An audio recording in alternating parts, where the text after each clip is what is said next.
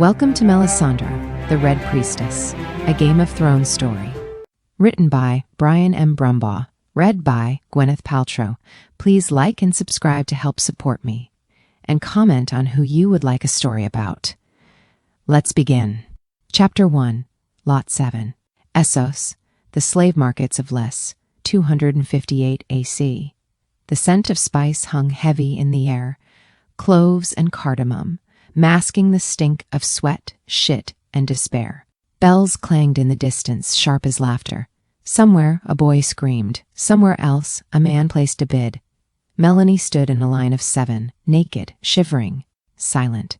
Her ribs jutted from under skin pale as parchment. Her eyes, large, hollow things, reflected the blue silk canopy above, though she stared at nothing. The other children whimpered or pissed themselves. Melony didn't. She'd already learned that crying changed nothing. A tag hung around her neck like a dog's collar. Lot 7, female, age 4, Lysini blood, intact. A man with a black beard prodded her jaw with a stick. Pretty enough, he muttered to the auctioneer. No bruises? None that show. The auctioneer chuckled. She's a quiet one, too. Doesn't speak much. Good. I don't pay for mouth. The man walked on. Another came. Then another. Each touched her like one would a horse. Teeth, skin, hips. She didn't move. Not until the last man stopped in front of her and simply looked. He was robed in red, hood drawn low over eyes that shimmered like coals. A ruby sat at his throat, pulsing faintly. Melony stared at it. The light danced like fire trapped behind glass. He knelt slowly, deliberate, patient. Do you dream, child? She blinked. Her voice was dust. No. But you see things? A pause, then nod. One, slow, honest. He took her hand. It was warm, warmer than it should have been. She is touched, he said in a voice like silk set aflame. I will take her. The auctioneer looked unsure. You sure you don't want... I want her. A coin pouch passed, a contract signed, and just like that, Melony of Lot 7 ceased to exist. Asshai by the shadow. 1 month later, the sea voyage was long, black, and silent. Melony, now wrapped in crimson cloth too fine for a slave, never asked where they were going. The red man didn't tell her, only that she had been chosen, that she would burn brighter than most. When the ship creaked into the harbor of Asshai, even the air seemed afraid. Shadows clung to corners like wet rot. The people wore masks, no laughter, no song, just silence and whispers.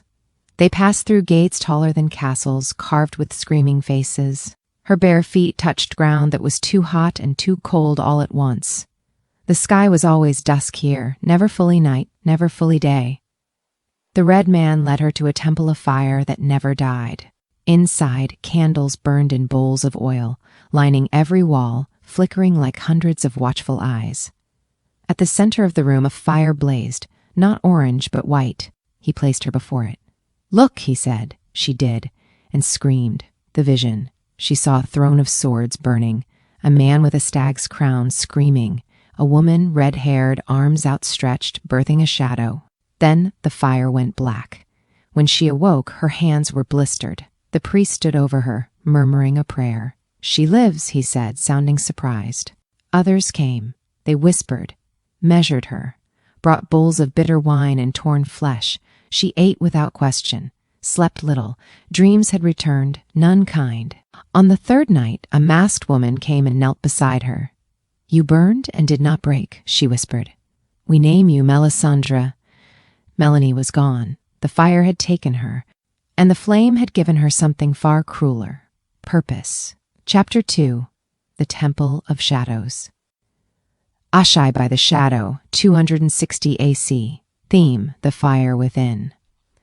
Melisandre learned early, in Asshai the light was not a comfort. It watched, it judged, and it never blinked. She awoke each day in a stone cell lit by a single unending candle. It never guttered, never flickered. No matter how she breathed on it, no matter how long she watched, it burned the way R'hllor burned, endlessly. She was 6 the first time they made her fast for 7 days. Empty your body, said the masked acolyte, who never gave a name, so the Lord of Light may fill it Melisandre obeyed. She vomited bile by the 3rd day. By the 6th, she saw things in the walls, faces made of ash, eyes like rubies, mouths full of screams. By the 7th, she was too weak to crawl, only breathe. And in that breath, the fire spoke. You are mine. The trials. They taught her languages. High Valyrian for prophecy, the tongue of Asshai for binding shadows, the common tongue of Westeros for war. She memorized thousands of names for flame. Not just fire. No, that was crude. She learned fire that devoured memory. Fire that summoned truth. Fire that could strip flesh from the soul. Each lesson began with pain. Once a boy laughed when she mispronounced a ritual word. The next day, his tongue was gone. Melisandre never laughed. Not again. The masked woman, she had no name, just a voice like broken flutes and breath that always smelled of myrrh. Magic is a lie we tell the world until it believes, she told Melisandre. Most never make it past the telling. One night, Melisandre woke to find herself filled with smoke. The woman stood in the center, arms spread, eyes glowing. I will teach you the truth, she said, if you can breathe through the lie. The smoke choked her. Her lungs begged, her heart stuttered. But Melisandre stood, and when the smoke cleared, she was alone, but changed, the fire within. At 10, she was given her first spell. Not a show, not a parlor trick, a true calling. The temple brought her a rat in a cage. Set it free, they said. Without opening the door, she stared into the fire, whispered the words, bled from her palms. The ruby choker around her neck, her gift from the masked woman, grew hot. The rat burst into flame. No flint, no powder, only her will. The cage remained locked, but inside it was only ash. The chamber of candles. Every red priest spent a night in the chamber. Most wept, some went mad. A few never left. Melisandre went in at midnight. The room had no windows, no exits once sealed. Only candles, hundreds, maybe thousands, burning with no source. She sat in the center. At first, silence. Then a whisper in a tongue she did not yet know. Then visions, a sword burning, a wolf bleeding, a stag crowned and aflame. A girl with silver hair walking into fire and coming out alive. The candles flared. She screamed once and not again. When they opened the door at dawn, her eyes were redder than before. Her hair darker, her heart quieter. She is not broken, said the priests. No, said the masked woman. She is ready, fire made flesh. They bathed her in oil and clothed her in scarlet. Her robes were stitched with thread soaked in dragon's blood. Her choker fitted to her throat so tightly it pulsed with her heartbeat. They placed her before the eternal flame. What do you see? The high priest asked. She opened her mouth and sang. It was not a song with words. It was a sound like fire being born, like bone being shaped, like gods being made and broken in the same breath. When she finished, the ruby glowed like a sun. She has seen the enemy, whispered the priests. Who? Asked the high priest. She turned her eyes toward the shadow beyond the flame. The one who would end the night forever. Chapter 3. Ash Embers. The shadow lands beyond Asshai, 262 AC. Theme, magic has a cost. There are no maps beyond the Black River, no cities, no kings. Only the Shadowlands, where light dies screaming and the ground drinks blood like wine. Melisandre walked alone. Her robes were torn at the hem, her water gone. Her skin kissed raw by winds that reeked of sulfur and something worse, rot without flesh. Every step forward felt like defying a god that hadn't yet decided whether to smite her or spare her. But still, she walked. Because the masked woman had said, only fire forged in shadow can light the path of prophecy, the dead guide. She was given no horse, no map, no companion, only a bag of fire powder, 3 sticks of shadow wax, and a guide with no tongue and no heartbeat. He never blinked, never breathed. He pointed the way, even as his skin peeled in the heat and darkness. By the 3rd day, Melisandre looked back, and he was gone. Not dead, just gone, as if he had never been. She didn't mourn him. She had no tears left. The whispering cave. She found it in the side of a cliff, cracked like a mouth frozen mid-scream. Inside, silence. Then whispers. Then screaming. Not hers. Never hers. The cave spoke in tongues, and the walls were warm. She laid down her satchel, lit the first candle with powder and breath. The flame turned black. This was the place. She stripped to nothing, laid her ruby choker on the stone, sat cross-legged in the center, and carved the word for truth into her thigh with her own fingernail. Then she bled, and the cave answered. The birth of flame. Shadows came first, long and thin, no source, no master. Then the pain, God's the pain. It wasn't suffering, that's for the weak. This was transformation. Something moved beneath her skin, not a creature, not a god. Fire. It coiled behind her ribs like a serpent made of sunlight and memory. It whispered every name she'd ever been called, every name she would be. It burned her sins, burned her innocence, burned Melony out of her forever. When she opened her mouth, ash spilled out. Then a single word, R'hllor, and her ruby choker ignited, a sun in miniature. Visions in the flame. She saw the wall cracked and bleeding. She saw snow falling on a dead man with blue eyes. She saw dragons screaming over a ruined city. She saw a child alone in a cave, with fire in her blood and doom in her shadow. She saw a man in black armor with a flaming sword, and a stag, always the stag, dying, rising, burning, the return. When she stumbled out of the cave, her skin was raw. Her hair had turned copper red, soaked in firelight.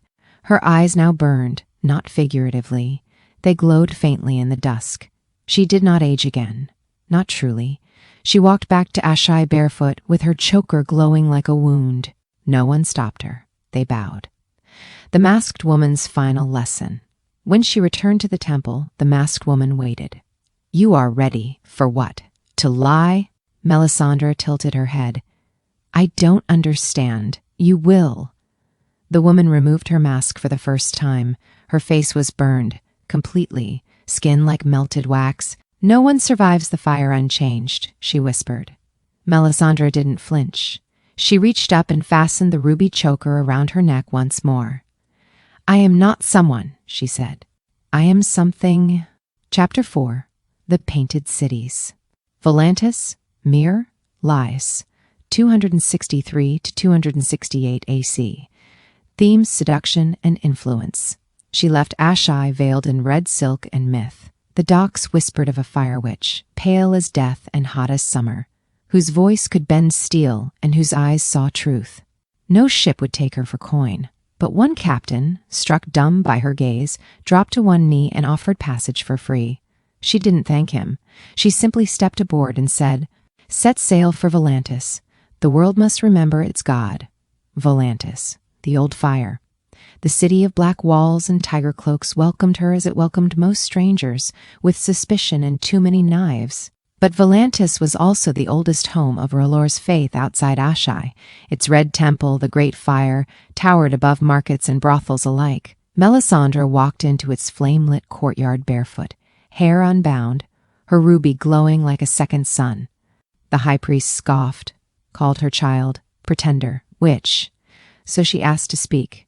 And when she did, the fire behind her roared to life, not with oil, not with wood, but with names. Each name she spoke, a sin one of the priests had committed. Each flame that flared, a soul she said would burn in truth. They didn't call her witch again. Myr, the city of alchemists. They expected a show. They got a sermon. They expected a priestess. They got a storm. In Myr, where science and shadows danced, Melisandre waged war on their certainty. She healed a plague-burned noble child with only prayer and powder. She turned a fountain of wine to flame, then drank from it. She stood in the square and predicted the exact hour a fire would consume the sapphire tower. It did. Was it magic? Trickery? Truth? No one cared. She'd made them believe. Lys, the flesh city. They remembered her here. Melony, Lot 7, the pale girl who didn't cry. She stood outside the very market where she was sold and declared, This city once sold me for a silver stag. Now I offer you a kingdom of flame. The slavers laughed. The brothel lords mocked her, until the fires came, not from her, From a simple candle she left burning overnight in a brothel, the fires swept the silk streets clean. Some said it was sabotage. Others said R'hllor's wrath. Either way, Melisandre left the next day, robes untouched by soot, hair smelling of ash and roses. The cult of fire. She didn't convert nations. She converted men, one lord at a time, one soldier at a time, one desperate peasant who needed a god that listened and burned their enemies. They began tattooing flames over their hearts. They carried torches into war. They prayed to the Red Woman more than R'hllor. She didn't stop them. She let her myth grow tall as towers. And always, always, she searched the flames for the prince that was promised, the vision that changed everything. In the flicker of a guttering campfire on the road to Pentos, she saw it. A stag, crowned, wounded, smoke behind him, salt in the air, a sword, burning, not of steel but of will. She gasped. The ruby flared. She whispered, Azor Ahai. The vision pulled back. She saw the place. Black stone, sea spray, a fortress built on smoke and sorrow. Dragonstone, the decision. She rode without sleep, without food, without certainty, only purpose. She told her followers, there is a king in Westeros who wears a crown he does not understand, but there is another, unloved, unwanted, unwavering, who is the fire made flesh. I go to him. They begged to follow. She refused. This path is mine. And with that, Melisandre turned her back on the free cities. Ahead was the land of Westeros, and a man named Stannis Baratheon. Chapter 5, The Woman Who Burns. Westeros, 298 AC, Year of the False Kings. Theme, faith tested by blood. The war had many names, the War of the Five Kings, the War of the Usurpers, but to Melisandre, it was something simpler. A signal, a flare, the match that would ignite prophecy. She arrived not with an army, but with a promise, and fire, the landing. Her ship scraped into Blackwater Bay under cover of fog. She didn't hide. She stood at the prow in full scarlet, flame dancing around her fingers. The gold cloaks tried to bar her. One touched her arm. He screamed before his hand blistered. Tell your false king, she said. The fire has come for judgment. By morning, every dockworker knew her name. The dead do not whisper. She traveled alone through war-ravaged villages, castles burning, fields trampled, small folk strung up for no reason other than choosing the wrong banner. And always she left behind stories. A man crushed under a burning tree after mocking her. A woman's fever cured when Melisandre breathed over her brow. A dying knight who opened his eyes just long enough to scream, The flames! The flames have eyes! She did not bless. She did not weep. She cleansed. The heretic. In a small sept near Maidenpool, a man calling himself the true flame of R'hllor had drawn hundreds. He spoke with charisma. He kissed babes. He promised wine salvation, and that the true Azor Ahai was a fisherman's son from Dorne. Melisandre stood silently at the back of his sermon. When he finished, she raised her hand. Then let your God prove you. The fire pit at the center of the hall exploded. He didn't burn long. She didn't look away. The followers? Most knelt. The rest scattered. She didn't chase them. She didn't need to. The flame had chosen the burned prince. Word reached her of a captured Lannister boy, Sir Andros, a minor cousin of Lord Tywin, chained in a rebel camp, a perfect offering. She offered to bless him before execution. He spat in her face. She kissed his brow anyway. That night, she slit his throat over a pyre of ashwood, weeping candles and pitch. The fire turned blue. The wind howled. The flames spelled a name, Stannis. Not heard, not whispered, written in fire. She knelt. It is him, the first doubt. But then came the sickness. A plague swept through the riverlands. Not fire-born, not sent by the other, just plague, rot, flies, bleeding gums, and empty bellies. Melisandre tried. She anointed. She prayed. She sacrificed. And they died anyway. A child died in her arms, burned with blessing oil, eyes open, silent. She stared into the fire that night until her vision blurred. But the flames gave her nothing. No symbols, no prophecy, only flickering shadows. She whispered, Am I wrong? The fire answered, No, you are early, the reaffirmation. The next morning she rose and walked barefoot across the coals of the last pyre. Not a single burn marked her feet. She found a mirror. looked into her own eyes. Still red, still alive, still chosen. She whispered again, "The prince is real. He is of salt and smoke. He is the fire reborn."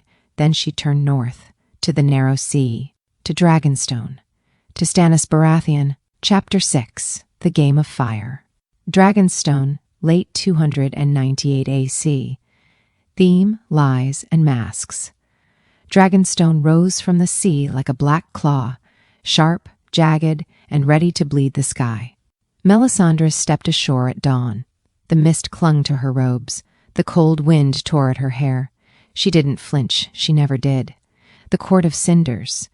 They greeted her like one might greet a storm, anxious, armed, and already too late. Selyse Florent, brittle and devout, clutched her daughter and wept at the sight of the Red Priestess. Sir Davos Seaworth, the Onion Knight, watched with narrowed eyes. A man of salt, not smoke. And Maester Cresson scoffed openly. "Dragonstone has enough ghosts, my lady." But Melisandre didn't address them. She walked straight through the torch-lit halls to the war room, where the true fire burned. Stannis. He stood at the table of Westeros, hard lines, cold eyes, a clenched jaw that had never known laughter. He didn't speak when she entered. She didn't bow.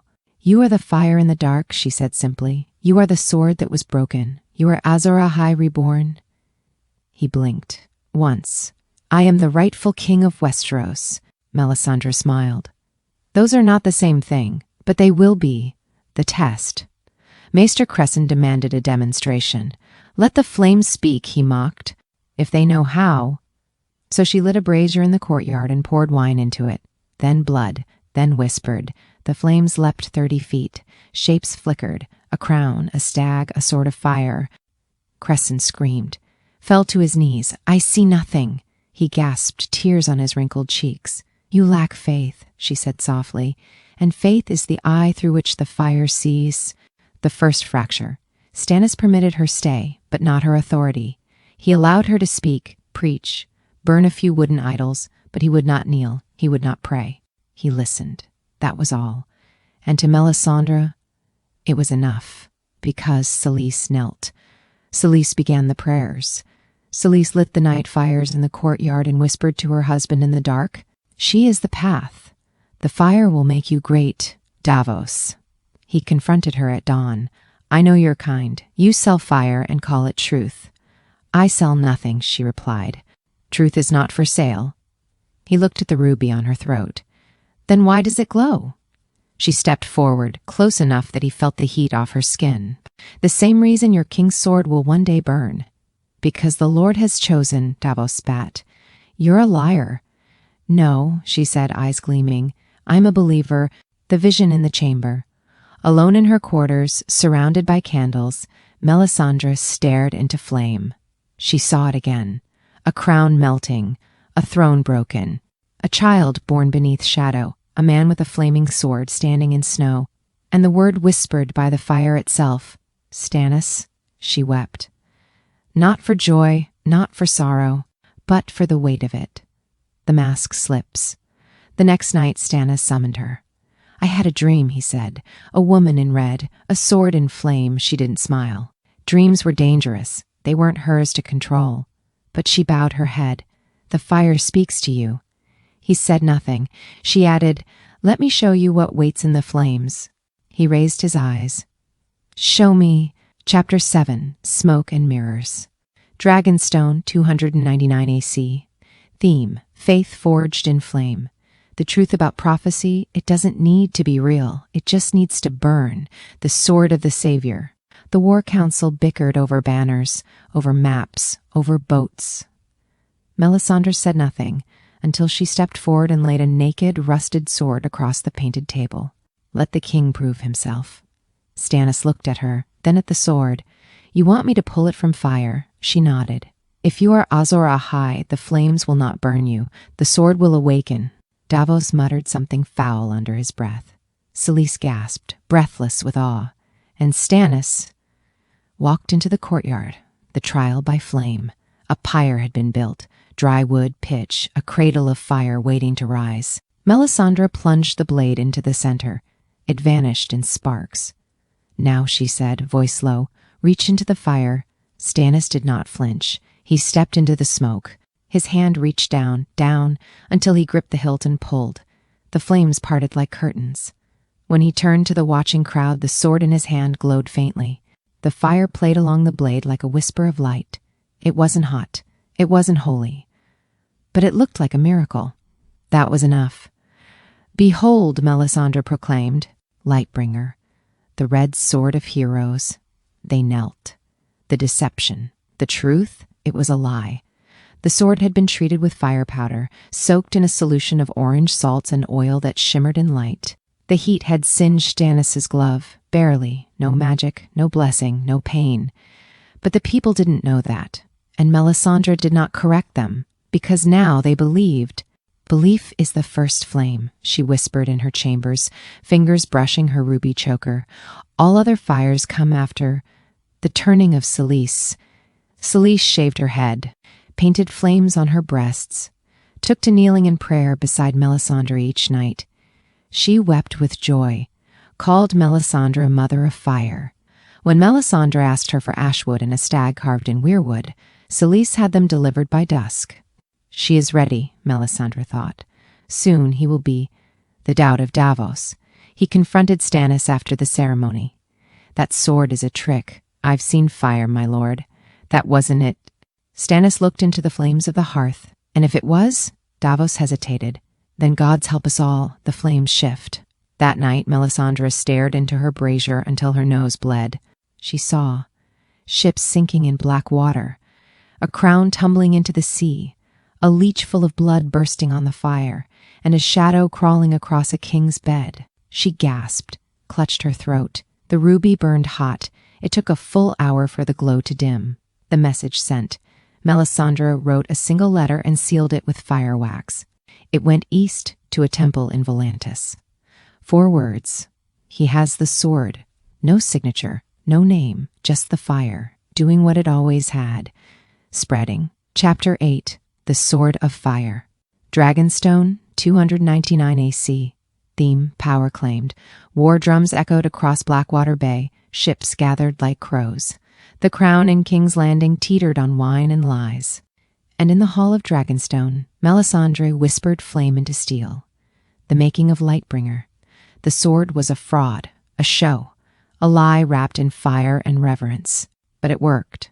Men rallied to it.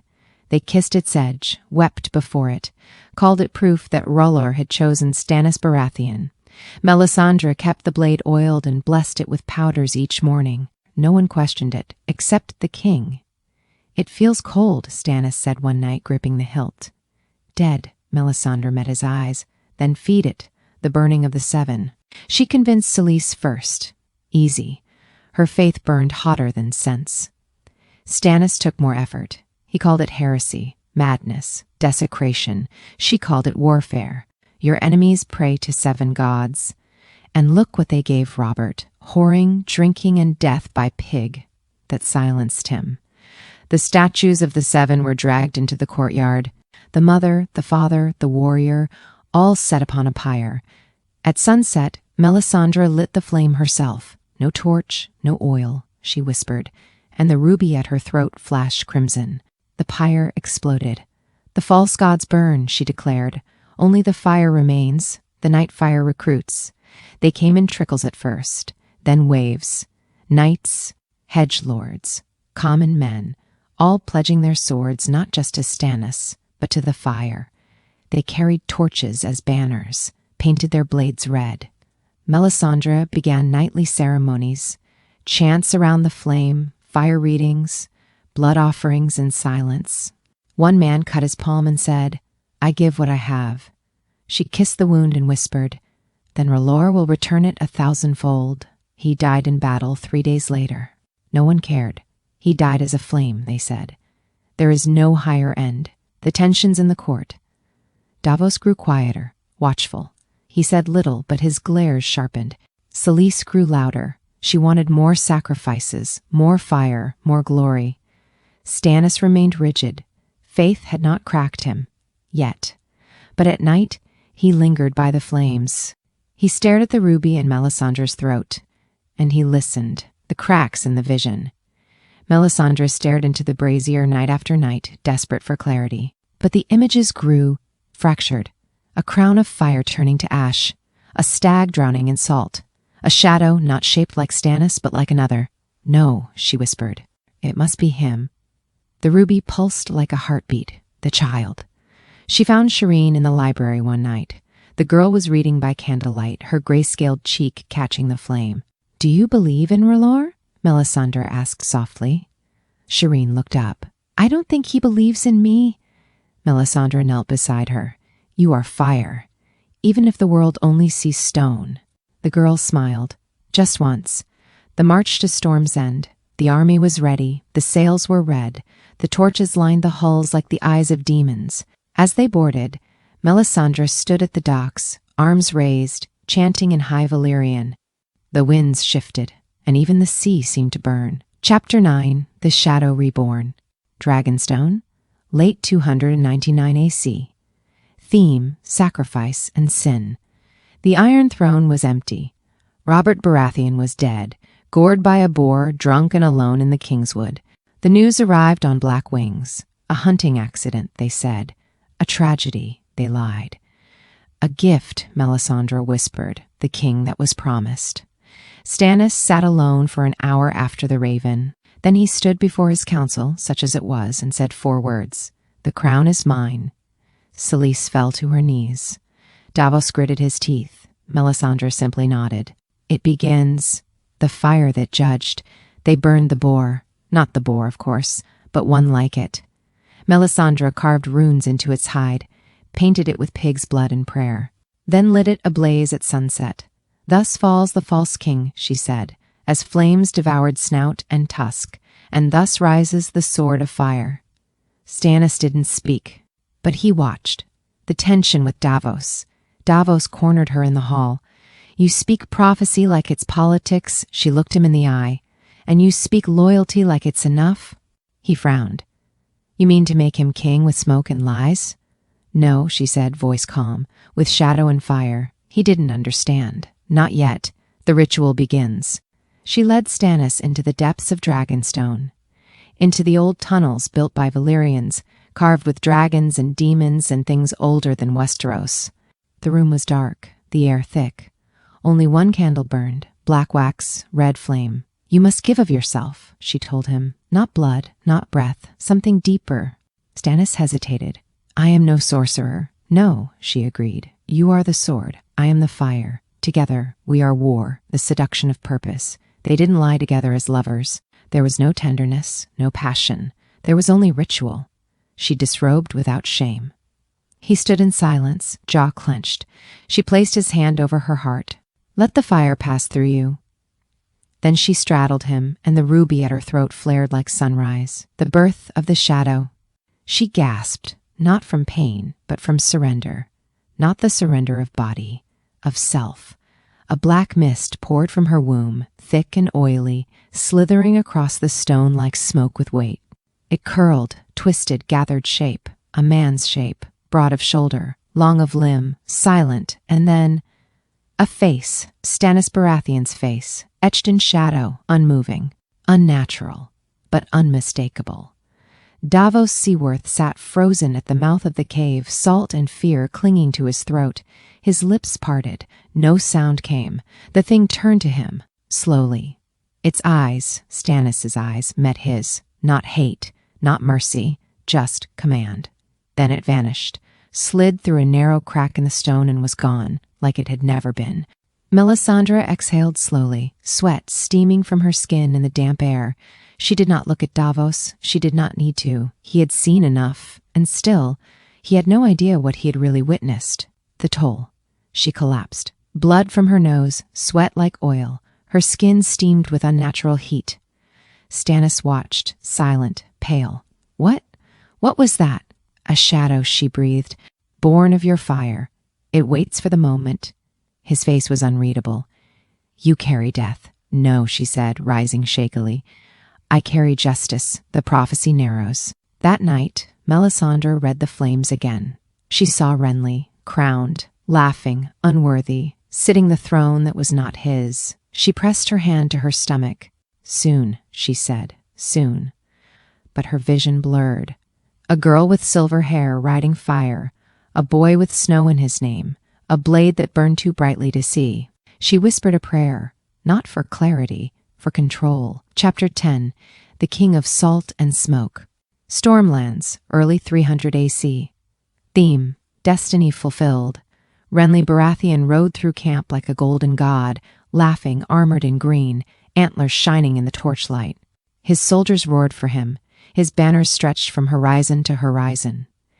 He had an army, he had a crown, he had everything, except the flames. The march begins. On Dragonstone, Melisandre stood on the black sand beach as Stannis' ship set sail. The sails were crimson now, stag and flame sewn together. "The king rides to war," she said, her voice echoing across the waves. "Let the false one fall." Selyse wept. Davos cursed. Melisandre simply watched the sea burn with sunrise. The camp of the false king. Renly's tent stood in the center of 1,000 fires. Brienne of Tarth watched the door. Loras polished armor with shaking hands. "And Renly?" He laughed. "Stannis will never take the crown. The gods have favored me." The candle flickered once, then again, then died. The cave. Outside the camp, by the riverbanks of the Rainwood, Melisandre waited in a hollow cave. Davos rode her there, grim as death. "This is not war," he said. "This is murder. This is prophecy," she answered. And prophecy does not wait for men's permission. He refused to go inside. She didn't need him. The second shadow birth. The ruby glowed like a wound. She knelt, breathed deeply, opened herself to fire. The pain was worse this time. Not physical, existential. A piece of her broke, was peeled away, turned inside out, and the shadow came. Taller, clearer. Its features sharpened, antlers, crown, green eyes filled with hate. "Your target," she whispered. The shadow bowed, then vanished. The death of a king. Renly turned to speak, a joke on his lips. Brienne screamed. The shadow took his form as it struck. No blade, no noise, just sudden absence. He fell, mouth agape, blood pooling beneath the crown that never really belonged to him. The aftermath. Brienne wept over his body. Loras nearly killed her. And the camp? It fractured. Half of Renly's knights fled, half swore to Stannis. The tide turned overnight, and in Dragonstone the fires burned brighter.